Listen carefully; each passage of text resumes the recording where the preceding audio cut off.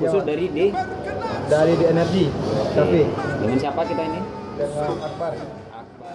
Coba itu cuma di energi, jus kurma. Ya, kalau belum.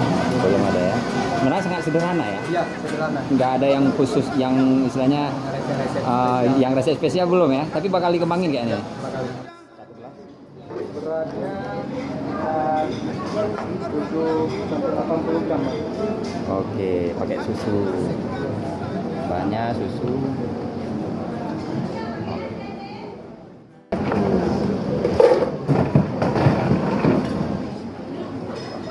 Blender sampai kira-kira halus ya. Berapa menit nih? Iya, sudah selesai. Tinggal dituang. Wow. Ya. Jus kurma di Energi Cafe Iya. yang beralamat di Lamsayil di belakang SPBU. Sekarang lagi sangat gemari nih jus kurma di samping.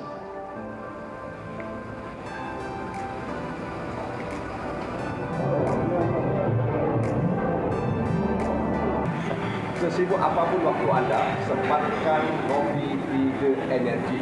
Diam, diam!